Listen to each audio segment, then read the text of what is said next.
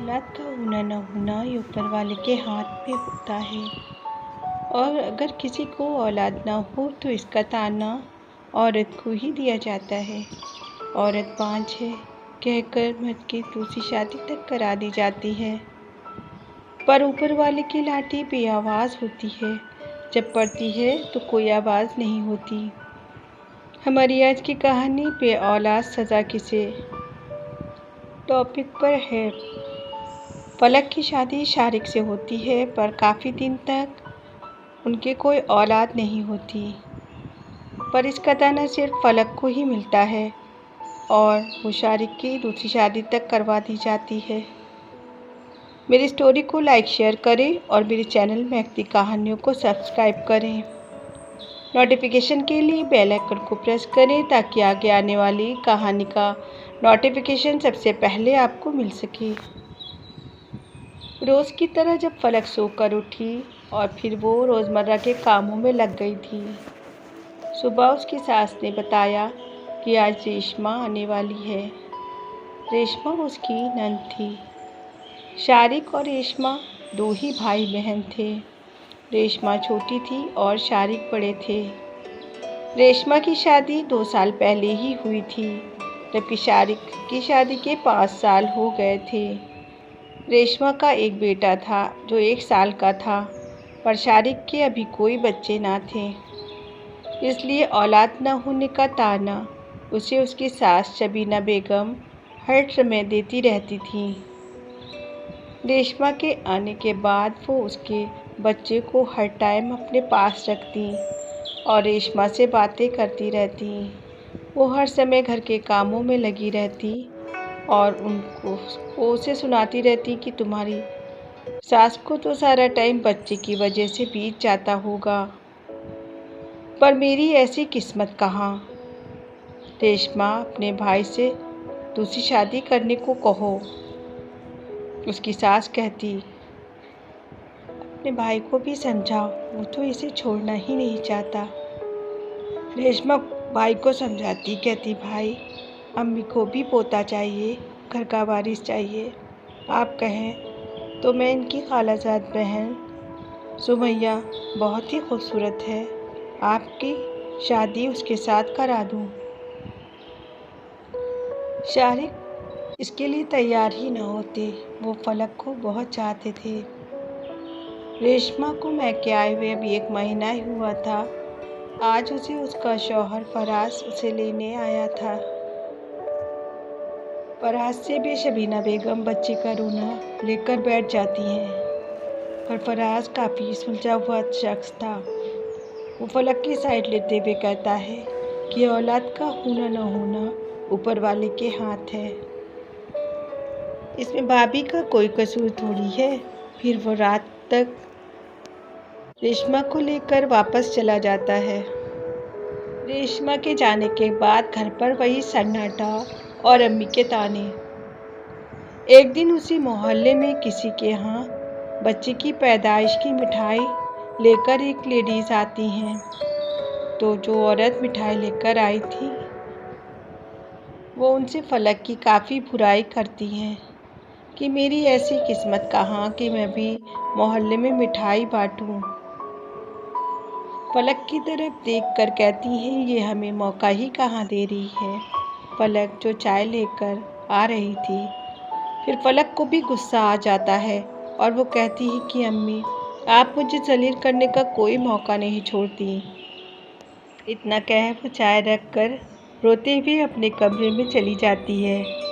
शाम को जब शारिक आते हैं तो शबीना बेगम रोते हुए उसे सब बताती हैं। कहती है, इसने मुझे मोहल्ले की औरत के सामने जलील किया है, तुम इसे तलाक दे दो और यहाँ से निकालो।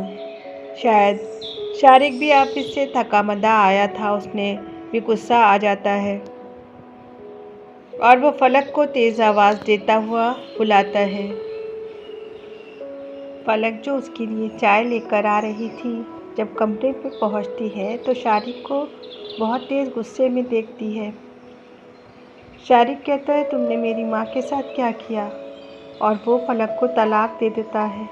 फलक मना करती रहती है, पर वो गुस्से में कहता है, तलाक तलाक तलाक।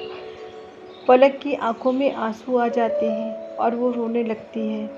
उस समय रात के 9 बज रहे थे। उसने सोचा कि अब मेरा यहाँ रहने का कोई मतलब नहीं है। वो कमरे में जाकर बैग में कुछ कपड़े रखने लगती है। शारिक की समझ में आता है कि उसने क्या किया। वो दौड़ता हुआ कमरे की तरफ आता है। पलक को कपड़े बैग में रखते देख कहता है, पलक ये क्या कर रही हो, कहाँ जा रही हो? तो पलक उससे कहती है कि अब आप अपने सारे हक खो चुके हैं। कहकर वो रोती हुई कमरे से निकलने लगती है। तो शारिक कहता है, चलो मैं तुम्हें तुम्हारे घर छोड़ आता हूँ, रात काफ़ी हो चुकी है। पलक उससे कहती, शारिक अब आप मेरे लिए नामहरम हो चुके हैं। कहकर वो तेज़ी से बाहर निकल जाती है। सड़क पर आकर टैक्सी पकड़कर रात के 10 बजे वो अपने घर पहुंचती है। अपने माँ बाप की वो इकलौती बेटी थी। इतनी रात को जब उन्होंने देखा कि वो अकेले आई है तो वो चौंक पड़े, क्योंकि वो हमेशा ही शारिक के साथ ही आती थी। वो समझ जाते हैं कि कोई बहुत बड़ी बात है जो वो अकेले आई है।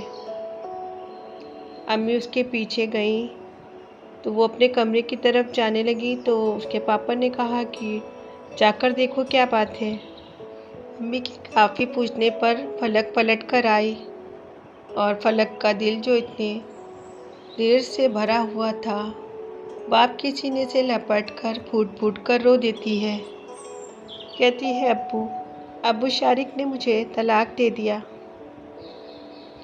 फिर अम्मी पापा ने उसे बहुत समझाया कि बेटा वो नालायक था, हीरे की परख न कर सका। कहकर उसके पापा उसे अपने सीने से लगा लेते हैं। फिर 10 साल का वक्फा गुजर जाता है। फलक पार्क में बैठी थी।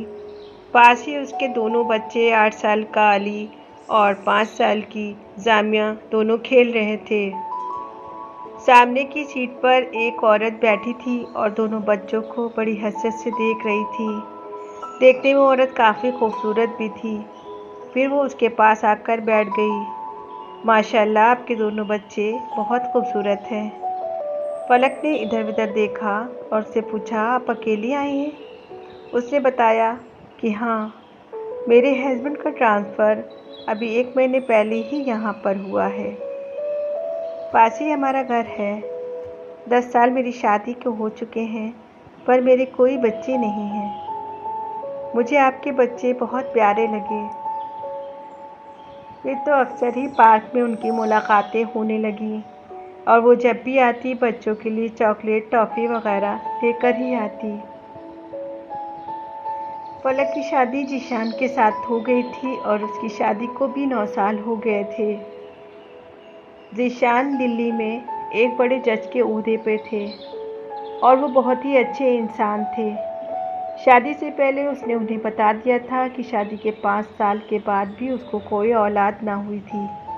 तब जीशान ने उससे कहा था कि अगर औलाद होगी मेरी किस्मत में तो तुम ही से होगी और मुझे तुम ही से मिलेगी।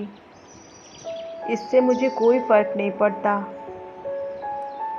फिर माशाल्लाह अब वो 2 बच्चों की माँ थी।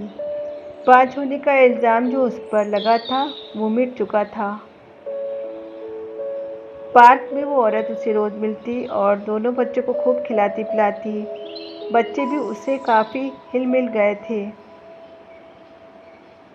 वो दिल्ली से अभी 1 महीने पहले ही आई थी और उसकी ज़्यादा जान पहचान भी किसी की ना थी।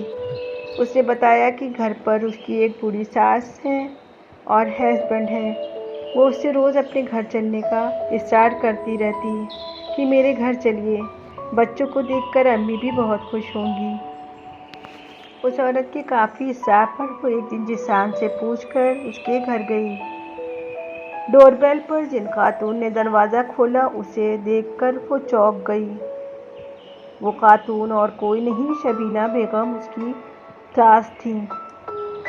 वो भी बस उसका चेहरा देखती रह गई। और वो जिस औरत के साथ आई थी वो शारिक की बीवी थी। उसने कहा, अम्मी सामने से तो हटिए। जाकर उससे भी कुछ होश आया। उसने उन्हें सलाम किया।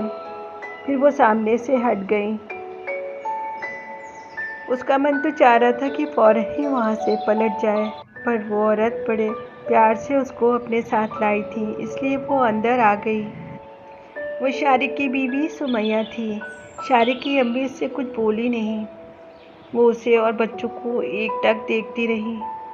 सुमैया बच्चों के लिए कुछ खाने को ले आई थी। शाम का वक्त था। थोड़ी देर में शारिक भी आ गया। वो भी इसे देखकर चौंक पड़ा था। सुमैया ने उसे बताया कि मैंने आपको इन्हीं के बारे में बताया था। देखिए कितने प्यारे प्यारे बच्चे हैं इनके। वो भी बच्चों की तरफ देखने लगा। थोड़ी देर बाद वो वहाँ बैठकर उसने चलने को कहा तो सुमैया उसे रोकने की कोशिश करने लगी। तो उसने कहा कि नहीं, पार्क में ज़ीशान उनसे लेने आने वाले हैं। उसने शारिक और उसकी अम्मी की आंखों में शर्मिंदगी भी देख ली थी। उसके ज़ख्म ताज़ा से हो गए थे, पर उसके दिल में एक सुकून सा था।